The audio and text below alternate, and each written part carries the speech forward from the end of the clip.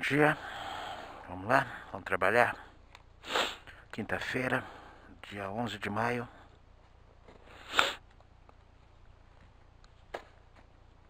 Chegou uma frente fria aí, baixando um pouquinho a temperatura. Um pouquinho, não muito, porque não tava calor, mas o tempo ficou mais feio, fechado, choveu à noite. Beijo, amorzinho, até mais tarde.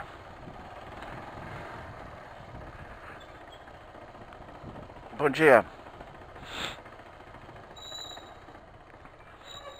Previsão de ficar esse tempo embaçado, não vai subir muito a temperatura, mas não tá frio. Agora tá uns 18 graus e vai estar uns 20. Não é frio. Verão faz máxima de 10, 11. No auge, né? Isso nós que somos privilegiados, né? Meu sobrinho já pegou coisa muito pior lá no hemisfério norte do planeta. Saudade de você, Ivan. Fofuxinho. E sobrevivemos ao dia D da política brasileira. É um dia D da política, tá? Tudo é política, tudo é política. Luiz Inácio falou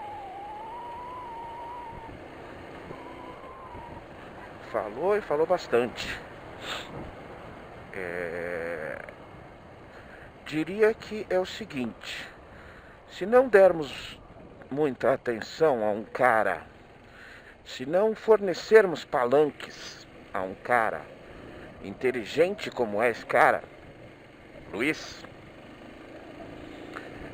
nós teremos possibilidade de ter alguma coisa nova eleito em 2018. Se nós ficarmos fornecendo para ele o palanque que ele precisa, nós estaremos alimentando o monstro que precisa ser alimentado. Tá? É muito simples, isso para mim não é uma teoria. Eu não encontro nenhuma evolução no conceito político do brasileiro nos últimos anos. Então, eu não acho que haja grande possibilidade de funcionar de forma diferente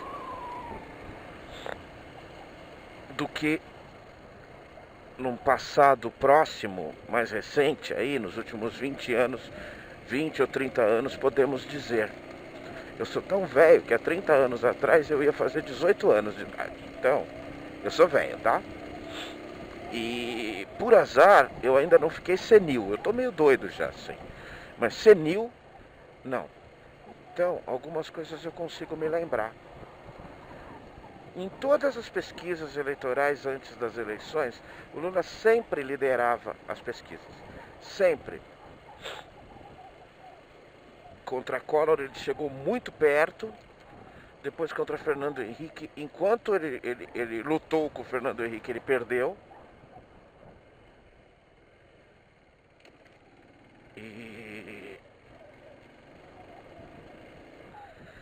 E aí ele ganhou quando não tinha mais uma figura da expressão de Fernando Henrique na política. Da inteligência e da desenvoltura de Fernando Henrique também. Eu considero esses caras geniais. Se você colocar para mim ícones da história brasileira com a completa isenção que eu tenho o direito de ter, eu colocaria para você que na era moderna, né, brasileira, vamos dizer que na República, né, você teve alguns gênios que souberam usar sua posição para fazer sua popularidade virar mitológica. E essas pessoas são Getúlio Vargas, que é mais do que um cara que governou por ditadura, por golpe de Estado, e depois foi eleito.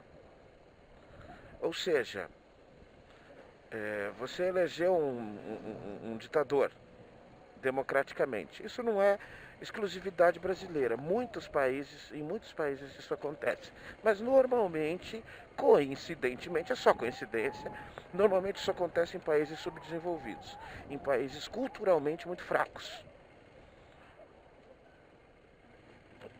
É muito mais fácil manipular e o populismo tem um chão mais fértil nesses ambientes, tá? Então você coloca Getúlio, você coloca Juscelino, você coloca Fernando Henrique e você coloca Luiz Inácio da Silva.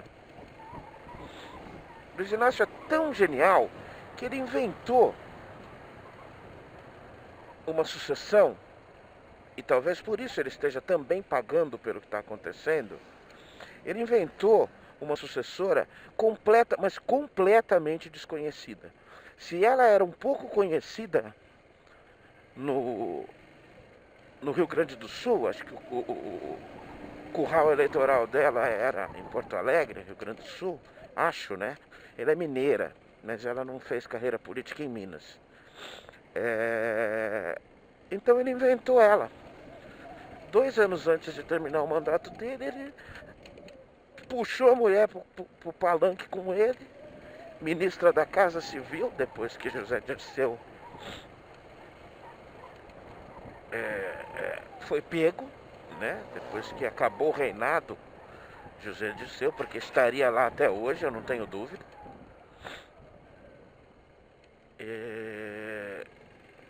Ele tacou uma mulher lá, e ela não só foi eleita, como ela foi reeleita. Com toda a barbaridade que é o desastre dessa mulher falando em público. Ela foi eleita e reeleita. Acho que também a derrocada dela começa num momento em que ela começa a querer andar um pouquinho sozinha. E não podia andar sozinha, né? Coloca o Brasil como um Corinthians bem maior. Bem maior. Tá? Sem André Sanches no Corinthians você não governa. Ou você rompe com tudo isso e quebra todos eles. E como lá no Corinthians você não tem base do outro lado, você acaba tendo que conviver com isso sempre. Então você amplia isso no nível Brasil e diz que num governo de esquerda você não consegue governar se não deixar o cara trabalhar. Trabalhar no sentido dele, nos conchavos dele e no que ele acha certo. A Dilma não foi colocada pela grande capacidade de administração que ela tem. Foi colocada porque ela significava um terreno fácil para manipulação e para continuidade dos interesses. Tá? Mais uma prova do poderio que esse cara tem. Tá? Mais uma prova. E aí quando acontece uma situação dessas, em que é personificado, a polarização é tão bem identificada num evento como esse de ontem, no tal do embate entre Lula e Moro, né? As pessoas não entendem, não querem entender que é possível você manter a sanidade sem abraçar uma hashtag Somos Todo Moro, nem abraçar uma hashtag Moro persegue Lula. Eu olho esse tipo de iniciativa com desprezo, com decepção. Por quê? Porque a simplicidade, o simplismo na análise continua sendo uma ordem geral. Você tem que abraçar um lado e você tem que defender, independentemente de qualquer coisa, você tem que defender esse lado. E não dá para defender Lula, né, gente? Vamos a pontos básicos. Pontos básicos.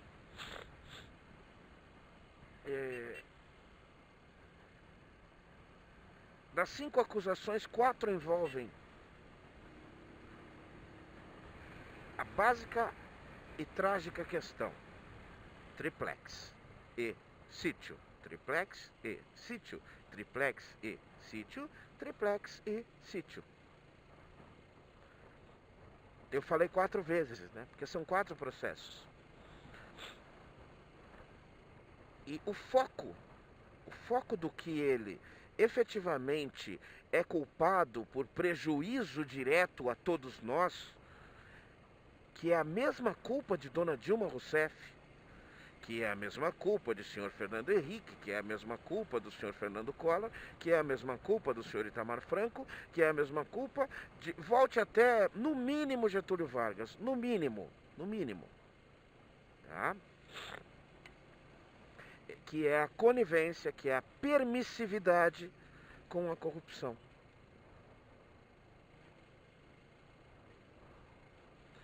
Esse, parece que as pessoas...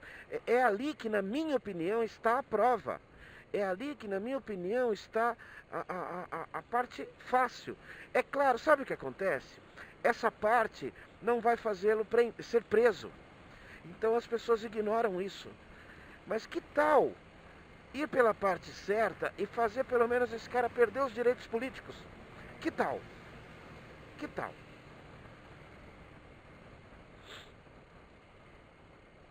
Não é uma estratégia razoavelmente,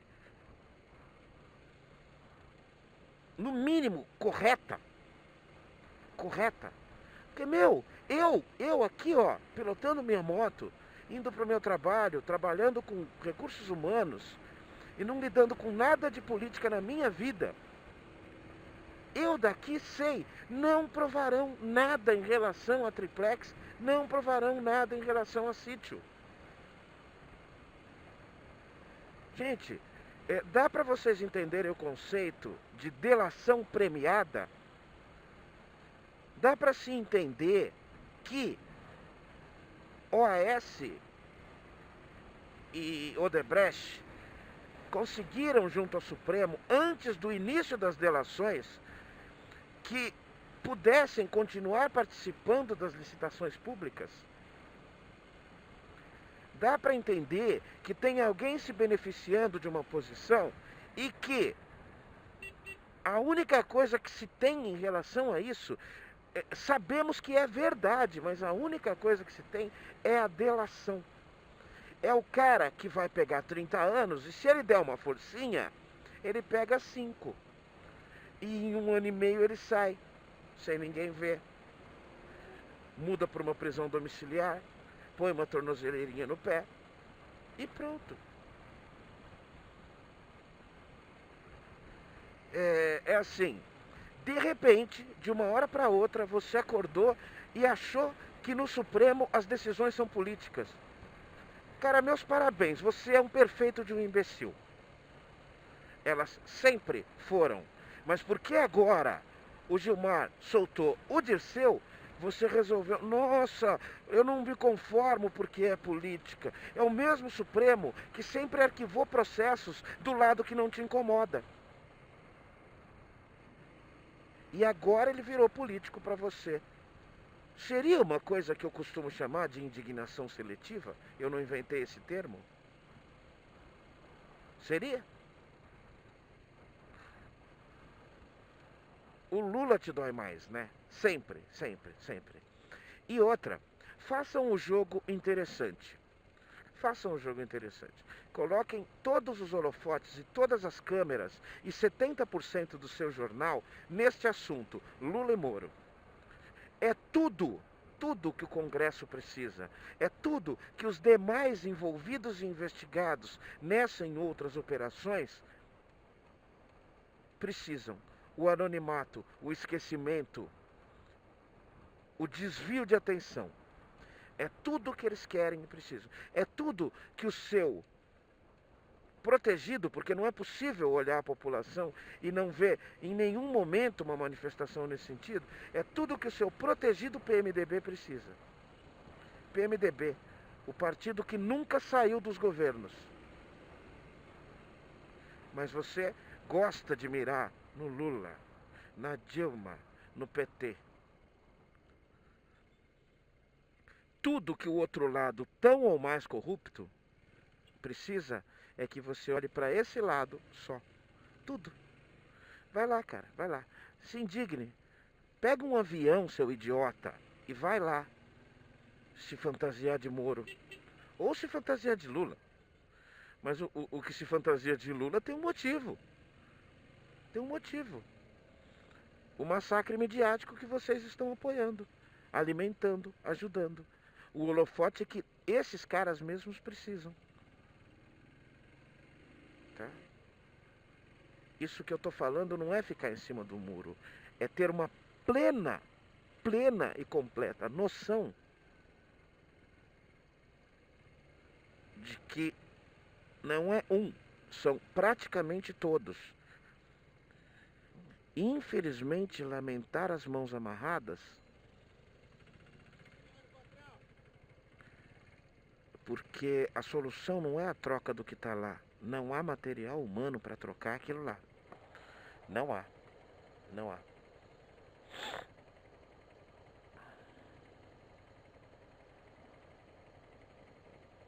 Você quer tentar acreditar que no passado está a solução? Você quer tentar acreditar que o governo militar era um governo honesto? Você pode fazer isso. Não é no Brasil, mas no Brasil parece mais fácil. Quem sempre mandou nesse país, determinou as regras e continua fazendo isso, aberta e tranquilamente, protegido por uma suposta culpa dos políticos, são os empresários. Eu não coloco eles no lugar execrável. Muito pelo contrário. Eles simplesmente defendem os seus pontos de vista, os seus interesses. Vai lá, filho.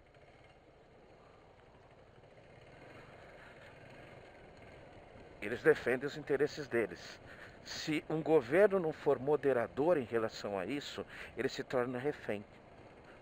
Será que vocês já viram esse filme? Será que vocês acham que o Michel Temer, como político profissional que é, aposentado aos 55 anos de idade, tá? Será que vocês entendem que o Michel Temer não se sente feliz? Não tem nada a ver com ele essa insistência, essa batalha que ele está tendo em relação a tentar passar reforma trabalhista no Brasil e reforma da Previdência? Será que vocês entendem que quem está cobrando a parte não tem nada a ver com político? Quer dizer, tem a ver, porque na verdade a classe política brasileira é composta basicamente por empresários. Então, meu camaradinha, espertíssimo como você pode ser, se quiser. Entenda isso. O que está acontecendo agora é apenas uma cobrança. Uma cobrança. Quem financia todo esse processo, Movimento Brasil Livre e afins, toda essa onda que é interessante para eles que volte ao passado, não tem muito a ver com política. Tem a ver com interesse próprio. Deixo claro, justifica-se. Tá? Justifica-se. O que me irrita é não percebermos que a parte do governo é justamente mediar isso. É claro que o governo precisa do empresário. E é claro que o governo precisa da população. Mas ele usa esses dois lados. Na verdade, ele é usado por esses dois lados, né? A imoralidade do financiamento de campanha por pessoa jurídica, que foi mantido pelo senhor Eduardo Cunha, é um dos pontos que permitem que esse processo continue acontecendo. Tá?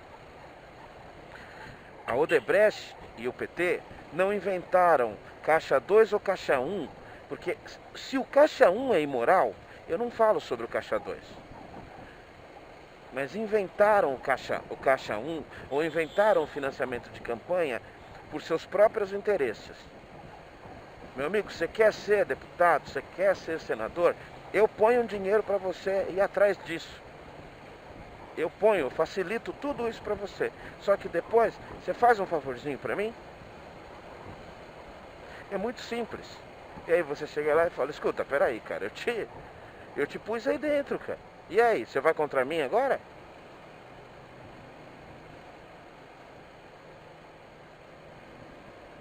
E claro que a manutenção desse sistema, ela traz vantagem para todo mundo. O aumento de patrimônio de 900% que a Odebrecht demonstra, conseguiu, né, nesses últimos 10, 12 anos, ele é muito parecido com o aumento de patrimônio de 900 a 1000% que a OAS teve no governo anterior. As relações eram essas, tá?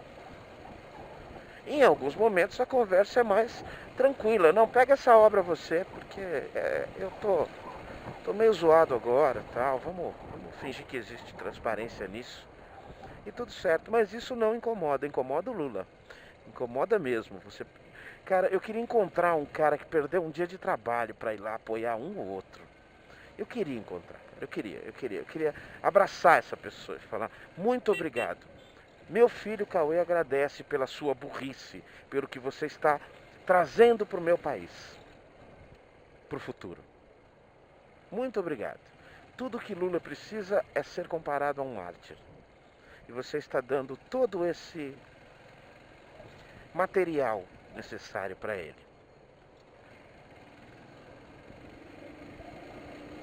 Tá? Gente, amplia esse leque. A questão muito maior é essa. Amplia esse leque.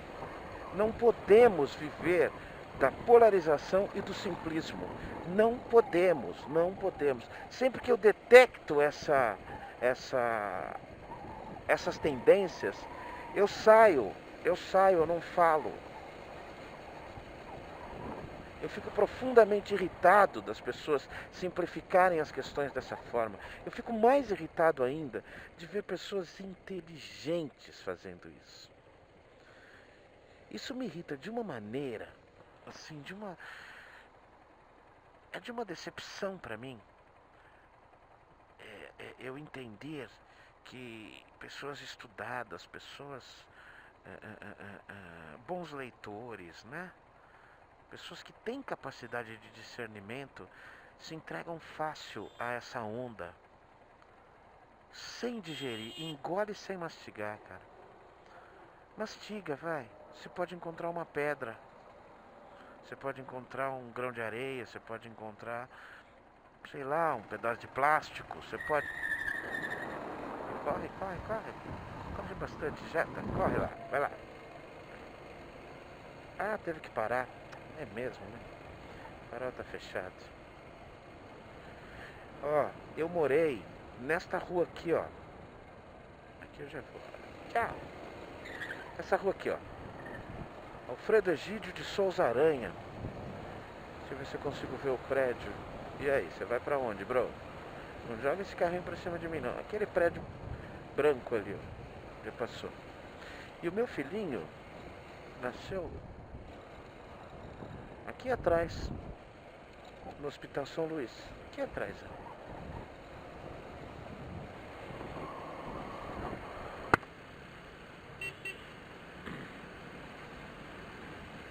Tô tocando o Seu Jorge.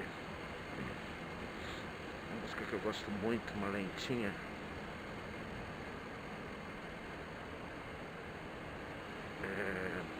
Então, assim, hoje eu peguei para isso porque é importante eu continuar nessa minha constatação.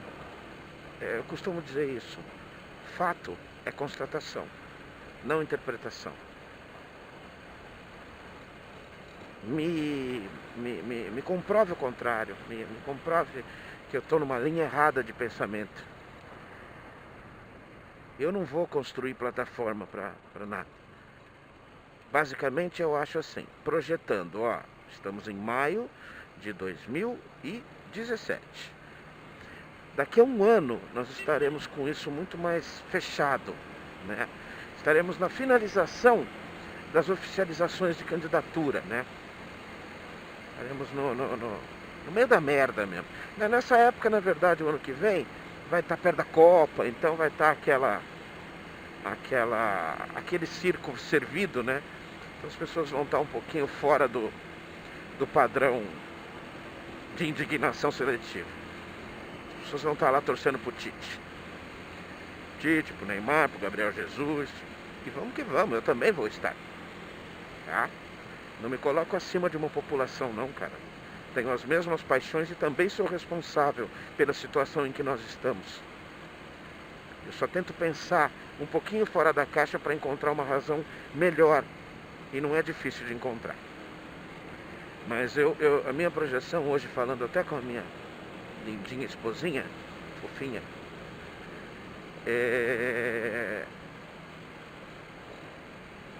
se esse bombardeio continuar e se esses palanques gratuitos continuarem sendo oferecidos para o Lula, ele até tem uma chance de ganhar a eleição. Eu acho que o primeiro turno ele passa. Eu acho que ele pelo menos será um dos dois mais votados. Agora, assim, algumas observações, alguns detalhes dessa minha projeção de merda, né? Não serve para nada essa minha projeção. Alguns detalhes. Se PSDB continuar na linha Alckmin, Serra, Aécio, principalmente esses, não rola. Não rola. Não tem.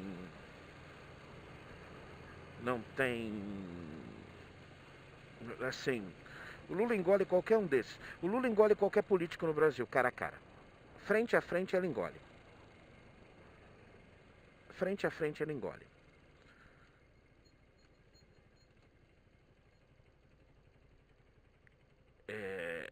E eu morro de medo disso. Mas é fato. É fato. Não tem nada de novo do outro lado. Assim que acabou o Fernando Henrique do outro lado, todos perderam. Todos perderam, direta ou indiretamente para o Lula.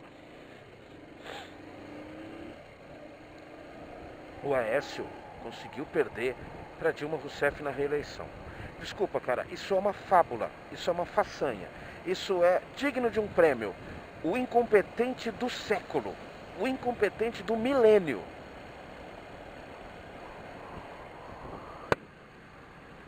Tá? Mas, vamos voltar. Agora, quem é que pode, com essa congruência de informações, se já não tiverem até lá caçado os direitos políticos dele, porque prender acho que não prendem. Eles sabem o tamanho do estrago que é prender Luiz Inácio da Silva. Eles sabem com que eles estão lidando. E não precisa o Lula ameaçar. Não precisa o Lula fazer mais essa baixaria. Eles sabem muito bem com quem eles estão lidando.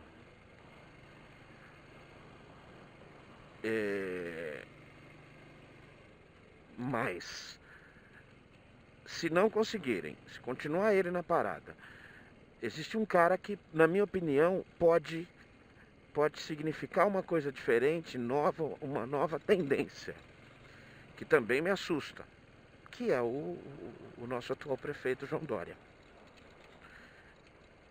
Como muito bem disse Fernando Henrique esses dias, João Dória e Luciano Huck podem representar o novo, podem representar uma maneira diferente de se pensar, de se lidar com a política. Nessa tendência de que empresários neoliberais mais voltados para a direita, para o conservadorismo, eles estão com boas chances agora. Principalmente porque eles não têm passado político. E o seu sucesso profissional, o seu sucesso empresarial, ele é uma prova de competência. Isso explica muito bem Donald Trump. Entendeu? A longo prazo, isso é muito bom. Essa ideia é boa. Vai obrigar o político a se mexer. A oportunidade que o PT ou a esquerda, não só o PT, mas a esquerda está perdendo em continuar com Lula presidente, e mandar um novo nome, mandar uma cara diferente para também igualzinho ao que muito corretamente fez o PSDB, de lançar um empresário, lançar um nome que não tem a ver com política, mas que tem a ver com o princípio da esquerda. O problema é encontrar, né? O problema é encontrar, né? E aí, o que vai acontecer? Uma candidatura do Lula já representa um retrocesso. Uma vitória do Lula representa uma catástrofe. Uma catástrofe cultural, uma catástrofe política, uma catástrofe empresarial. Na boa, se em 2018 o Lula ganhar, eu não sei qual será nosso futuro. Eu não sei. Dessa vez eu acho que acontece aquilo que pensavam que podia acontecer lá atrás. Empresários iam fugir, iam embora, iam fechar suas empresas. Eu acho que agora acontece. Já aconteceu com a Dilma. E agora acontece. Eu acho sim que tem uma grande possibilidade. Mas eu espero que esse pouco tempo seja capaz de tirar. Deixo muito claro. É uma pena que nós só tenhamos opção de novidade com um cara como João Dória. Eu não gosto e não concordo com os seus princípios e com os seus valores. Mas tenho que admitir que ele é alguma coisa nova, especificamente. E, enquanto não o colocarem diretamente num escândalo, num problema, num contexto, embora, assim, né, podem até colocá-lo, mas se a imprensa estiver do lado dele, ele pode não ter futuro político, mas não acontece nada também.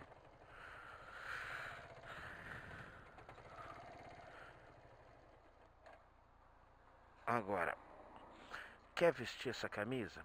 Quer ficar com essa bandeirinha cada dia mais ridícula na sua mão? Cada dia menorzinha? Ai, Lula é ladrão. Ai, socorro, Lula, socorro. Nossa, eu odeio o PT. Nossa, ai, Lula. Quer ficar com isso? Cara, você tem todo o direito. Só que coloque-se como parte do problema. Por favor, coloque-se como parte do problema e não de solução alguma. Alguma. Tá? Defenda político, você vai ver onde você vai parar. Qualquer um que seja, inclusive aqueles que não têm passado direto na política. Deixa uma explicação básica aqui, porque é importante colocar isso.